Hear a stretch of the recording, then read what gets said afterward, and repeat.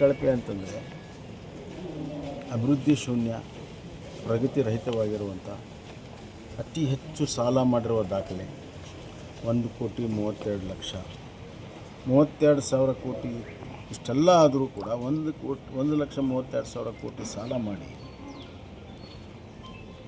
ಸುಮಾರು 25,000 ಕೋಟಿ ಹೊಸ ತೆರಿಗೆಗಳನ್ನು ಹಾಕಿ 32,000 ಕೋಟಿ ಕೊರತೆ ಬಜೆಟನ್ನು ಮಾಡಿದರೆ ಇದು ಕಳಪೆ ಹೇಳಿದೆ. ಮತ್ತಿಲ್ಲಿ ದಿಕ್ಕು ದಸೆ ಇಲ್ಲದೆ ಪ್ರಗತಿ ಶೂನ್ಯ, ಸಾಲದ ಸೂಲಕ್ಕೆ ರಾಜ್ಯವನ್ನು ತೆಗೆದುಕೊಂಡು ಹೋಗುವಂಥ ಒಂದು ಕಳಪೆ ಬಜೆಟು ಮಾಡಿದ್ದಾರೆ.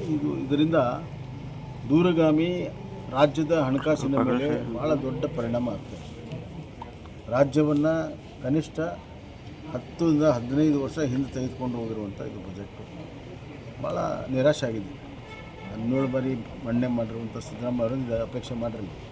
ಅಳದುತೂಗಿ ಬಜೆಟ್ ಮಾಡಿದ್ದೀವಿ, ಯಾವುದೇ ಇಲಾಖೆಗೂ ಕೊರತೆ ಆಗಲಿದ್ದ ನೋಡ್ತೀವಿ ಎಲ್ಲದಕ್ಕೂ. ಉದಾಹರಣೆಗೆ ಇರಿಗೇಷನ್ಗೆ ಬರೀ 22,000 ಕೋಟಿ ಕೊಟ್ಟಿದ್ದಾರೆ. 22,000 ಕೋಟಿಯಲ್ಲಿ ದೊಡ್ಡ ನೀರಾವರಿ, ಸಣ್ಣ ನೀರಾವರಿಯ ಜೊತೆಗೆ ಅದರಲ್ಲಿ 5,000 ಕೋಟಿ ಮಾತ್ರ ಕಾಮಗಾರಿಗೆ ಇರ್ತದೆ.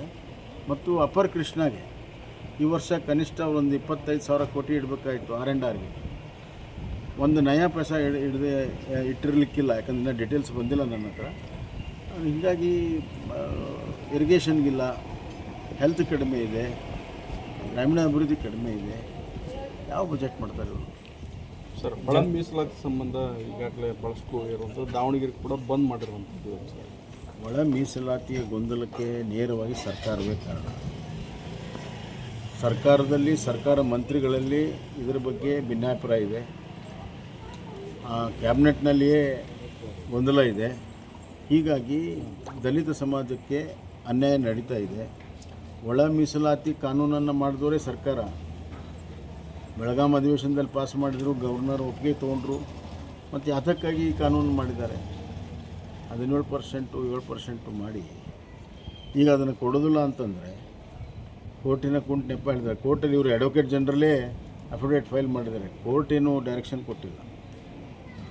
ಆ ಕುಂಟು ನೆಪದಲ್ಲಿ ಇವತ್ತು ದಲಿತ ಸಮಾಜಕ್ಕೆ ಅನ್ಯಾಯ ಮಾಡ್ತಾ ಇದ್ದಾರೆ. ಒಳ ಮೀಸಲಾತಿಯ ಅಪೇಕ್ಷೆ ಇಟ್ಕೊಂಡಿರುವಂಥ ಅಪಾರವಾಗಿರುವಂಥ ದಲಿತ ಸಮಾಜ ಇವತ್ತು ಸ್ಫೋಟಕವಾಗಿ ವಿರೋಧ ಮಾಡ್ತಾ ಇದೆ. ಕೂಡಲೇ ಒಂದು ತಿದ್ದುಪಡಿಯನ್ನು ಮಾಡದೇ ಇದ್ದರೆ ಭಾರತೀಯ ಜನತಾ ಪಕ್ಷವು ಕೂಡ ಹೋರಾಟ ಮಾಡುವಂಥ ತೀರ್ಮಾನ ಮಾಡಿದೆ.